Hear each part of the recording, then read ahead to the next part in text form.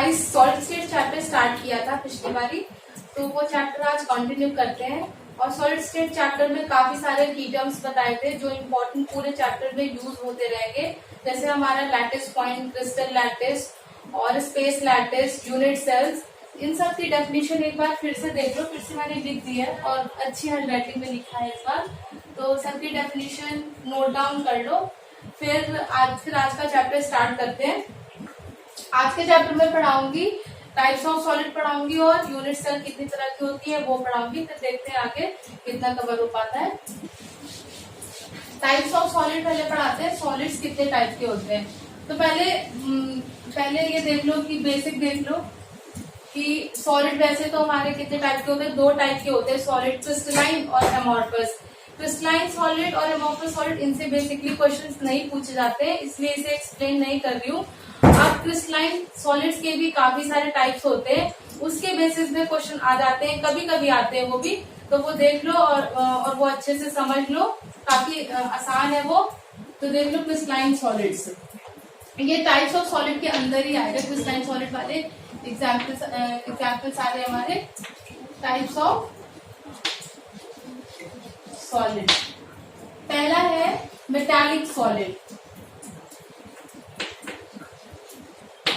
पहला है metallic solid. Metallic solid हमारा वो सॉलिड होते हैं जिसमें मेटालिक बॉन्ड प्रेजेंट होता है। इसका एग्जांपल देख लो पहले। मेटालिक सॉलिड के एग्जांपल है जैसे कॉपर, मेटल में होते हैं मेटालिक सॉलिड, पता ही चल रहा है इसके नाम से, मेटल में, गोल्ड में, सिल्वर में, इसके ये एग्जांपल्स हो गए। मेटालिक सॉलिड में जो हमारा बॉन्ड होगा वो कौन सा बॉन्ड होगा, मेटालिक सॉलिड है तो मेटालिक बॉन्ड होगा, मेटालिक बॉन्ड होगा। मेटालिक सॉलिड, ये मेटालिक बॉन्ड आपने पहले मैंने बताया था कि जो सॉलिड्स होते हैं उसमें जो फोर्स ऑफ अट्रैक्शन होता है वो हमारा इंटरमॉलिक्यूलर फोर्स ऑफ अट्रैक्शन होता है। तो मेटालिक बॉन्ड भी एक तरह का हमारा इंटरमॉलिक्यूलर फोर्स ऑफ अट्रैक्शन ही है, ये हमारा इंटरमॉलिक्यूलर फोर्स ऑफ अट्रैक्शन ही है। अब ये इंटरमॉलिक्यूलर एक तरह का इंटरमॉलिक्यूलर फोर्स ऑफ अट्रैक्शन है।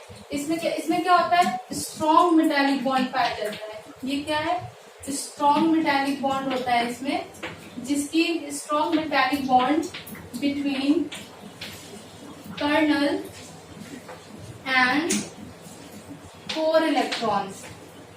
अभी कर्नल नहीं पता होगा, कोर नहीं पता होगा क्या होता है, तो एग्जाम्पल देख लो। जैसे कि हमारा Na है, Na की इलेक्ट्रॉनिक कॉन्फ़िगरेशन क्या होती है, 1s2 2s2 कॉन्फ़िगरेशन लिख लो आप, 1s2 2s2 2p6 3s1। अभी कोर इलेक्ट्रॉन जानने के लिए Na हमारा क्या है, मेटल है, तो मेटल की टेंडेंसी होती है इलेक्ट्रोपॉजिटिव होने की टेंडेंसी होती है। इलेक्ट्रोपॉजिटिव मतलब जो लास्ट का वैलिंग शेल होता है वो अपना इलेक्ट्रॉन आसानी से लूज कर देता है, तो ये इलेक्ट्रॉन लूज हो जाएगा, इसे कहते हैं जो इलेक्ट्रॉन लूज जाएगा बाहर निकल जाएगा वो हमारा क्या है, कोर इलेक्ट्रॉन। जो इलेक्ट्रॉन निकल जाता है वो हमारा होता है कोर इलेक्ट्रॉन। बाकी के जो बचे हुए इलेक्ट्रॉन्स हैं उन्हें कहते हैं हम कर्नल इलेक्ट्रॉन्स। ये Na पॉजिटिव बन जाएगा ना, ये बाकी के जो पॉजिटिव में जितने भी इलेक्ट्रॉन होंगे उन्हें हम कहते हैं कर्नल। तो इतना समझ में आ गया होगा। अब देख लेते हैं मेटालिक सॉलिड के बाद हमारा सेकेंड सॉलिड है आयनिक सॉलिड। अब आयनिक सॉलिड देख लो, सेकेंड है हमारा आयनिक सॉलिड। आयनिक सॉलिड के एग्जाम्पल पहले देख लो। आयनिक सॉलिड के एग्जाम्पल हैं NaCl, K2SO4 एक्सेट्रा। काफी सारे एग्जाम्पल्स हैं इसके, बट बेसिक एग्जाम्पल देख लो, NaCl K2SO4। आयनिक सॉलिड में जो बॉन्ड होता है इसमें भी वो आयनिक बॉन्ड पाया जाता है, और ये सबसे स्ट्रॉन्गेस्ट बॉन्ड है हमारा, आयनिक बॉन्ड पाया जाता है, आयनिक बॉन्ड होता है इसमें। अब इसमें देख लो कि मोस्टली आयनिक बॉन्ड किसमें पाया जाता है, जो अल्कली मेटल होते हैं, अल्कलाइन अर्थ मेटल होते हैं पीरियोडिक टेबल में, उनके बीच हमारा आयनिक बॉन्ड पाया जाता है। Alkali metal, alkaline, alkaline earth metal, alkaline alkaline earth metal के बीच में ये पाया जाता है। आयनिक बॉन्ड भी हमारा इलेक्ट्रोस्टैटिक फोर्स ऑफ अट्रैक्शन ही है, force of attraction, electrostatic force of attraction ही है। और अगर इसे स्पेसिफिक नेम दे देते हैं तो वो हमारा आयनिक बॉन्ड बन गया। हाँ, आप देख लो कोवैलेंट सॉलिड्स क्या होते हैं। इसके बाद है covalent solids. Covalent solids, covalent solid में जो हमारा बॉन्ड होगा वो कोवैलेंट बॉन्ड पाया जाता है। बट ये है कि आयनिक बॉन्ड जो होता है वो हमारा सबसे स्ट्रांग होता है, उसके बाद हमारा मेटालिक, फिर कोवैलेंट, फिर लास्ट में होता है हमारा van der Waal force of attraction या वैन डर वाल जो बॉन्ड होता है वो फिर लास्ट में आता है हमारा। कोवैलेंट सॉलिड्स के मोस्टली जो मॉलिक्यूल्स होते हैं, कंपाउंड्स होते हैं, वो हमारे गैसियस फॉर्म में प्रेजेंट होते हैं। बट अगर कुछ कुछ जो सॉलिड्स होते हैं कोवैलेंट बॉन्ड जिसमें प्रेजेंट होता है वो हमारे अगर कुछ कुछ सॉलिड प्रेजेंट है तो वो हमारे काफी हार्ड भी होते हैं। जैसे इसके एग्जांपल देख लो, हमारे ग्रेफाइट है। ग्रेफाइट हमारा क्या होता है, बहुत हार्ड होता है। जो पेंसिल की जो लेड होती है वो हमारी ग्रेफाइट होती है, ग्रेफाइट की बनी होती है। अब इसका सबसे बेहतरीन एग्जाम्पल है हमारा डायमंड। अभी बोलोगे कि कोवैलेंट सॉलिड तो इतना स्ट्रॉन्ग बॉन्ड नहीं है, बट डायमंड हमारा स्ट्रॉन्गेस्ट मतलब हार्डेस्ट मेटल नोन है, हार्डेस्ट मेटल नोन है। और डायमंड में हमारा मतलब कोवैलेंट बॉन्ड पाया जाता है। डायमंड हमारा इसलिए हार्डेस्ट है क्योंकि जो इसका स्ट्रक्चर होता है, इतना क्लोज पैकिंग प्रेजेंट होती है, इतनी क्लोज पैकिंग में ऐसे स्ट्रक्चर में प्रेजेंट होता है ये। और इस कार्बन हमारा मोस्टली टेट्राहेड्रल टाइप स्ट्रक्चर बनाता है, 4 वैलेंसी होती है इसकी। तो ऐसे क्लोज टाइप स्ट्रक्चर में ये हमारा प्रेजेंट होता है। इसलिए कोवैलेंट सॉलिड्स में हमारे कौन से बॉन्ड होते हैं, कोवैलेंट बॉन्ड होता है कोवैलेंट सॉलिड में। कोवैलेंट सॉलिड में कोवैलेंट बॉन्ड प्रेजेंट होता है। कोवैलेंट सॉलिड में कोवैलेंट बॉन्ड प्रेजेंट होता है, इसलिए ये इतनी स्ट्रॉन्गेस्ट है। अभी देख लो जो लिखा रही थी, जो आपको मैं बता रही थी कि जो सबसे स्ट्रॉन्गेस्ट बॉन्ड जिसमें प्रेजेंट होता है क्या, आयनिक बॉन्ड। आयनिक सबसे स्ट्रॉन्गेस्ट बॉन्ड, अगर जनरल ले लो, जनरल की बात हो रही है इसमें, जनरल की आयनिक बॉन्ड सबसे स्ट्रॉन्ग होता है। उसके बाद मेटालिक स्ट्रॉन्ग होता है, उसके बाद हमारा कोवैलेंट उसके बाद हमारा कोवैलेंट बॉन्ड स्ट्रॉन्ग होता है। और लास्ट में आता है हमारा वैन डर वाल, लास्ट में आता है हमारा वैन डर वाल बॉन्ड। अभी कोवैलेंट सॉलिड्स में कोवैलेंट सॉलिड का जो मेल्टिंग पॉइंट होता है एंड बॉइलिंग पॉइंट होता है वो भी हमारा हाई होता है, बट आयनिक से थोड़ा कम। थर्ड टाइप के सॉलिड देख लो। थर्ड हमारा सॉलिड होता है मॉलिक्यूलर सॉलिड्स। इसके बाद है मॉलिक्यूलर सॉलिड्स। मॉलिक्यूलर सॉलिड्स के जो एग्जाम्पल होते हैं, मॉलिक्यूलर सॉलिड्स के एग्जाम्पल देख लो। मतलब वैसे तो काफी होती है, जैसे ड्राई आइस होती है, ड्राई आइस जिसे हम कहते हैं CO2 या H2O एक्सेट्रा, ये सारे होते हैं।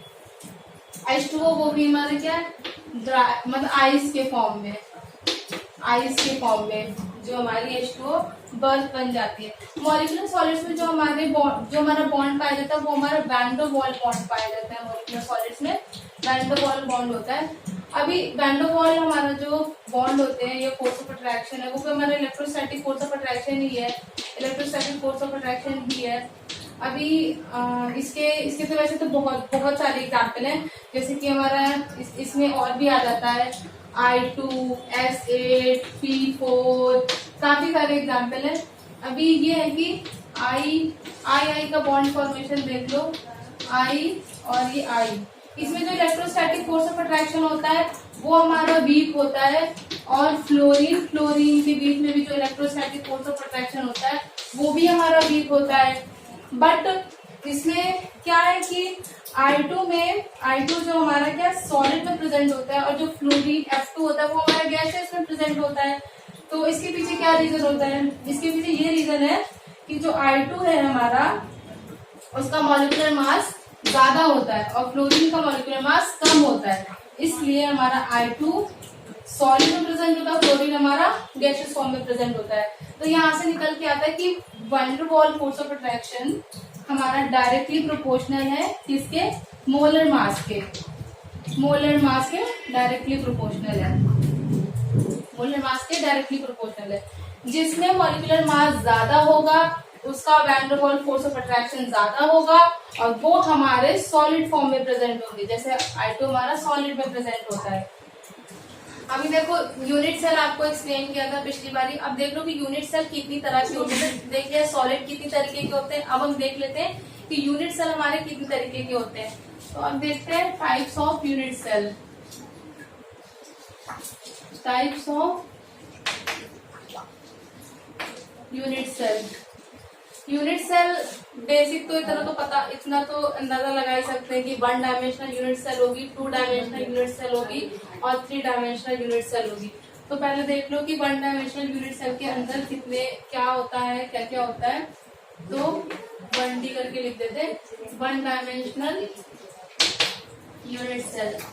1 डायमेंशनल यूनिट सेल में कि मतलब एक ही डायरेक्शन, मतलब एक्स एक्सिस सीधी लाइन में। अगर हम देख लेते हैं ये हमारे एटम्स हैं, तो इनका ए से रिप्रेजेंट कर दो इनके बीच की डिस्टेंस। तो इसमें क्या, अगर 1 डायमेंशनल यूनिट सेल में हमारा पैरामीटर क्या होगा, एक ही पैरामीटर से हम इसको डिफाइन कर सकते हैं, एक ही पैरामीटर से 1 डायमेंशनल यूनिट सेल को हम डिफाइन कर सकते हैं। वो पैरामीटर क्या है हमारा, लेंथ। लेंथ के बेसिस में हम 1 डायमेंशनल यूनिट सेल को एक्सप्लेन कर सकते हैं। अब देख लेते हैं 2 dimensional unit cell. 2 dimensional unit cell देख लेते हैं। 2 डायमेंशनल यूनिट सेल मतलब एक्स और वाई दोनों एक्सिस में होगी वो। जैसे कि हम एटम्स देख लेते हैं एक दूसरे की, मतलब एक के नीचे एक, मतलब जैसे ये पेपर है, पेपर हमारा 2 डायमेंशनल होता है, तो यहाँ 2D में ऐसे ऐसे ऐसे। अभी 2 डायमेंशनल में ऐसे। अभी देख लो ये इसकी क्या है, इसके ए से डिनोट कर देते हैं ये लेंथ, और ये इसकी क्या है ब्रेथ, बी से। तो हम 2 डायमेंशनल यूनिट सेल को, और ये इनकी अब लेंथ और ब्रेथ के बीच में क्या एक एंगल भी तो है, तो हम इसे क्या 3 पैरामीटर से इसे डिनोट कर सकते हैं। तो 2 डायमेंशनल यूनिट सेल को कितने पैरामीटर से डिनोट कर सकते हैं, 3 पैरामीटर की रिक्वायरमेंट होगी 2 डायमेंशनल यूनिट सेल को एक्सप्लेन करने के लिए। 3 पैरामीटर्स क्या है, length, breadth and angle. 3 parameter की जरूरत होगी। अब 2 डायमेंशनल यूनिट सेल में अब 3 पैरामीटर में डिनोट करना है। इसमें एक ही पैरामीटर था, वो लेंथ था, उससे एक्सप्लेन हो गया। अब 2 डायमेंशनल में भी 2 डायमेंशनल 3 तरीके से है, तो इसके कई सारे टाइप्स हैं। अब देख इसका टाइप नंबर 1 है स्क्वायर यूनिट सेल। 2 डायमेंशनल क्या ही है, square unit cell. Square unit cell में स्क्वायर का मतलब है कि उसमें दोनों साइड्स क्या होंगी, बराबर होंगी। बना के देख लो ए, और ये भी हमारी ए होगी, और एंगल क्या होगा स्क्वायर में 90 डिग्री होगा। मतलब इसमें हमारा ए इक्वल्स टू बी होगा। अगर इसे बी मान लेते हैं तो ए बी हमारे क्या होंगे, बराबर होंगे, और थीटा क्या होगा इसमें 90 डिग्री होगा इसमें एंगल। अब सेकेंड है स्क्वायर यूनिट सेल के बाद है रेक्टेंगुलर यूनिट सेल। स्क्वायर के बाद है हमारा rectangular unit cell. Rectangular unit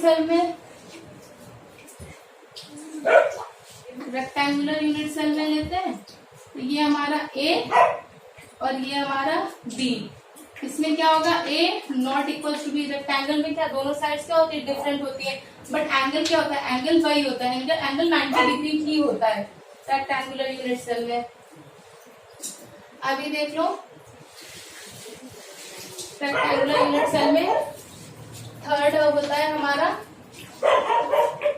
parallelogram. Third unit cell होती है रेक्टेंगुलर में, वो सॉरी 2 डायमेंशनल में parallelogram unit cell. Parallelogram unit cell में भी जो हमारी साइड्स होती है वो नॉट इक्वल होती है, A not equal to B, और थीटा हमारा होता है नॉट इक्वल्स टू 90 डिग्री में भी, theta not equals to 90 degree. Sorry ये थर्ड था। फोर्थ देख लो, फोर्थ होता है हमारा हेक्सागोनल यूनिट सेल।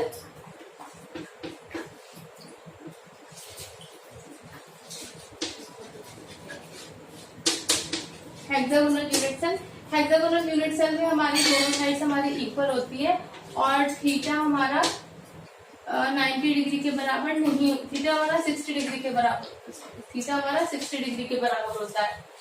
फिफ्थ हमारा होता है रोम्बिक, रोम्बिक यूनिट सेल। इसमें हमारा साइड्स इक्वल होती हैं, ए बराबर बी होता है और थीटा हमारा ना तो 60 डिग्री के बराबर होता है और ना ही थीटा हमारा 90 डिग्री के बराबर होता है। ये 5 हमारी यूनिट सेल होती है 2 डायमेंशनल में। इन 5 यूनिट सेल को हम कहते हैं ब्रावियस लैटिसेस। यही बार बार पूछते हैं ना कि ब्रावियस लैटिसेस क्या होती है। 2 डायमेंशनल यूनिट सेल जितने तरीके की होती है उन्हें हम क्या कहते हैं, ब्रावियस लैटिसेस। अभी 2 डायमेंशनल यूनिट सेल के बाद फिर हमारी आती है 3 dimensional unit cell. 3 dimensional unit cell में लेंथ भी आ जाएगी, ब्रेथ भी आ जाएगी और एक और पैरामीटर आ जाएगा विड्थ का, डेप्थ का या विड्थ का मान लो 3 डायमेंशनल यूनिट सेल में।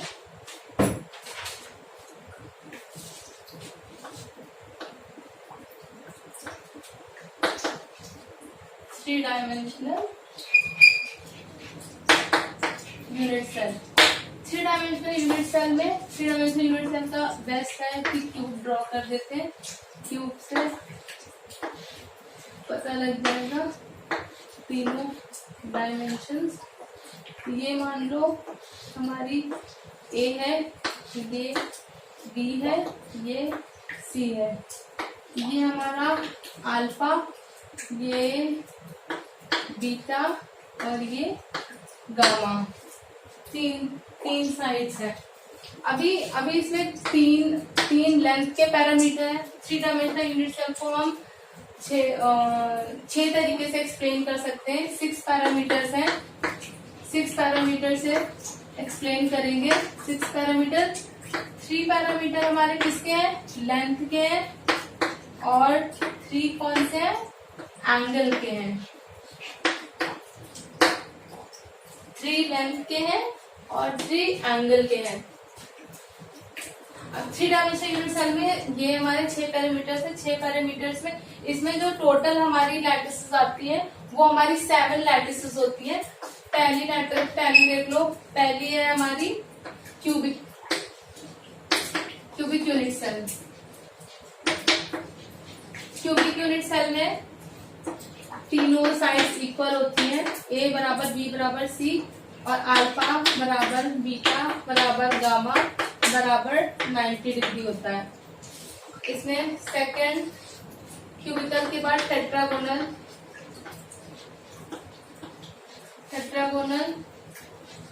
Unit cell. Tetragonal unit cell में क्यूबिकल का एग्जांपल देख लो। क्यूब बना हुआ है वैसे, फिर से देख लो, लाई ए बी और ये हमारी सी और इसी में एंगल तीनों बराबर होते हैं। ये तीनों साइड्स हमारी क्या होती है, इक्वल होती है। टेट्रागोनल में ए बराबर B not equals to C and alpha बराबर beta not equals to gamma. इसका टेट्रागोनल में क्या होता है, ऐसे बनता है, थोड़ा ऐसे होता है कि इसमें दोनों जो साइड्स होती है देखो अनइक्वल है। दोनों साइड्स इसकी क्या है, अनइक्वल है। बट इसमें एंगल क्या होगा, एंगल तो 90 डिग्री ही बन रहा है। अल्फा बराबर बीटा बराबर गामा बराबर 90 डिग्री। एंगल इसमें 90 डिग्री ही बन रहा है, देखो सीधे ही है। बाकी जो साइड्स है वो दो साइड, ये दो साइड इक्वल है, ये और ये साइड इक्वल है बट ये अनइक्वल है। तो ए बराबर बी है बट सी अनइक्वल है। ए बी हमारे इक्वल है बट सी अनइक्वल है। फर्स्ट सेकंड हो गया। इसके बाद है हमारी हेक्सागोनल यूनिट सेल। इसके बाद है hexagonal unit cell. Hexagonal unit cell में भी दो साइड हमारी इक्वल होती है। थर्ड है हमारा hexagonal unit cell. Hexagonal unit cell में देखो बनाओगे कैसे, ऐसे बना सकते हो, ऐसे इसको इससे ज्वाइन करो, नीचे वाले को नीचे वाले से, नीचे वाले को नीचे वाले से। तो हेक्सागोनल यूनिट सेल ऐसे बना सकते हो। इसमें जो दो साइड्स होती है वो हमारी इक्वल होती है। देखो ये साइड्स हमारी क्या होंगी, इक्वल होंगी, बट ये और ये साइड हमारी अनइक्वल है। ए बराबर बी है बट नॉट इक्वल्स टू सी है। और एंगल इसमें अल्फा बराबर बीटा हमारा 90 डिग्री होता है, बट गामा जो इसमें एंगल होता है, थर्ड एंगल, वो हमारा 120 डिग्री होता है। गामा इसमें ये वाला एंगल हमारा क्या है, 120 डिग्री एंगल है। अब हमारी फोर्थ यूनिट सेल है ट्राइक्लिनिक। इसमें triclinic unit cell, triclinic unit cell. Triclinic unit cell को सबसे एसिमेट्रिक या अनसिमेट्रिकल यूनिट सेल भी कहते हैं, क्योंकि इसमें जो तीनों साइड्स होती हैं ए बी सी तीनों अनइक्वल होते हैं, और इसमें तीनों अनइक्वल होते हैं, एंड जो तीनों एंगल होते हैं अल्फा बीटा गामा, ये भी तीनों अनइक्वल होते हैं। इसे कहते हैं most asymmetrical unit cell, most asymmetrical 3 dimensional. आप देख लो हेक्सागोनल ट्राइक्लिनिक फोर्थ हो गया। इसके बाद फिफ्थ हमारा होता है ऑर्थोरोम्बिक यूनिट सेल। फिफ्थ है हमारा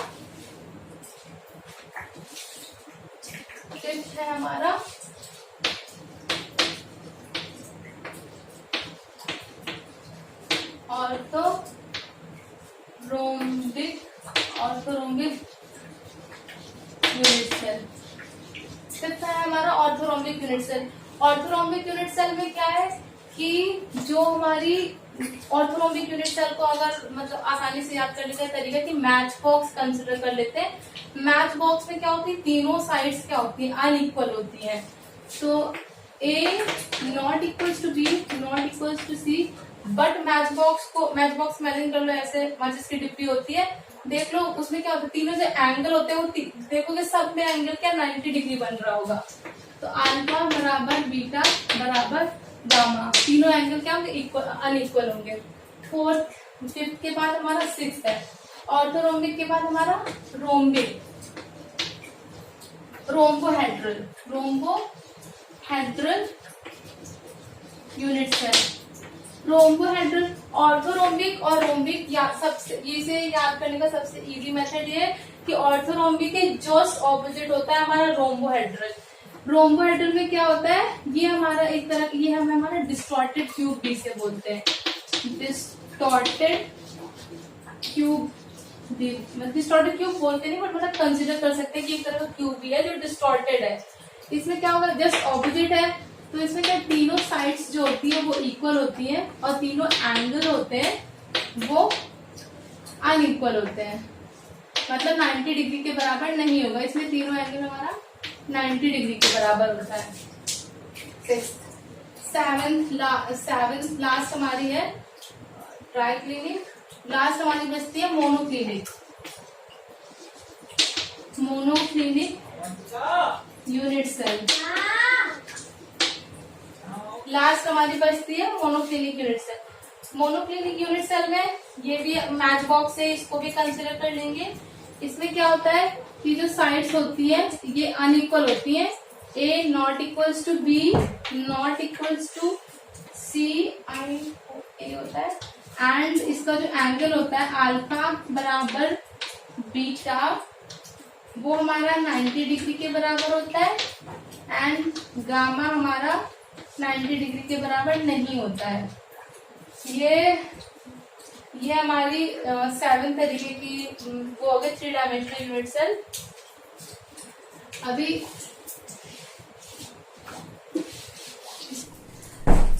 पूरे यूनिट सेल 3 डायमेंशनल के एक्सप्लेन कर दिए। आप देख लो मैंने पूरा इसको फिट लिख दिया है ताकि आप इसका स्क्रीनशॉट ले लो, बाद में आप लिख लेना। अभी देखोगे कि ये इसको लर्न करना थोड़ा डिफिकल्ट लग रहा होगा सबको याद करना, क्योंकि काफी सारे पैरामीटर्स है, कुछ में इक्वल है कुछ में अनइक्वल है। तो इसको लर्न करने के लिए एक बहुत ही आसान सी ट्रिक है, उस ट्रिक को देख लो और याद हो जाएगा। पहले इसका स्क्रीनशॉट ले लो। हाँ, एक चीज आप बोलोगे कि ये कॉलम मैंने खाली कर रखा है, ये क्यों खाली कर रखा है? क्योंकि इसे याद करने की जरूरत नहीं है।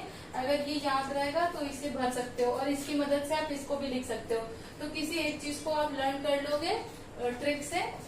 इसमें क्या होता है कि जो अनइक्वल साइड्स होती है वही लिखा जाता है। जैसे इसमें तीनों इक्वल है तो मतलब ये 0 है, इसमें एक अनइक्वल है तो 1 लिख देंगे, इसमें 2 अनइक्वल है 2 लिख देंगे, इसमें 1 अनइक्वल है 1 लिख देंगे, इसमें एक भी इक्वल नहीं है 0 लिख देंगे, इसमें 2 अनइक्वल है 2 लिख देंगे और इसमें 2 अनइक्वल है इसे 2 लिख देंगे। तो ये हमारा भर गया कॉलम। जल्दी से इसका स्क्रीनशॉट ले लो, फिर इसकी शॉर्ट ट्रिक बताती हूँ। शॉर्ट ट्रिक इसकी ये है,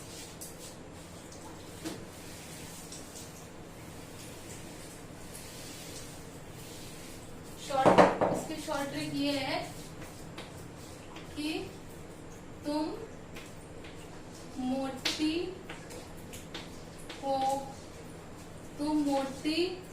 होकर ठोकर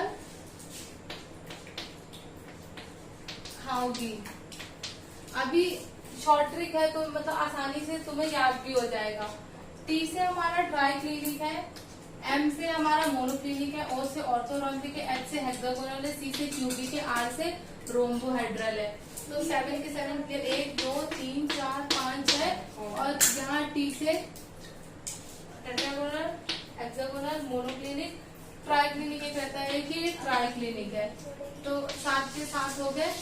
आपको इसमें सीक्वेंस याद करने की जरूरत नहीं, बस ये याद रहे कि हाँ कौन कौन से हैं, क्योंकि यही भूल जाते हैं कि कौन कौन से पैरामीटर से कौन कौन से यूनिट सेल्स है। इसमें ट्राई क्लिनिक है, मोनोक्लिनिक है, ऑर्थोरोम्बिक है, हेक्सागोनल है, क्यूबिक है, रोम्बोहेड्रल है और ये हमारे टेट्रागोनल है। इन सबको याद कर लो। तो बाकी तो पैरामीटर बता दी। आई होप आज का लेक्चर आपको समझ में आया होगा, और कोई भी डाउट हो तो कमेंट कर देना, एक्सप्लेन कर दूंगी नेक्स्ट लेक्चर में आपको। Thank you so much.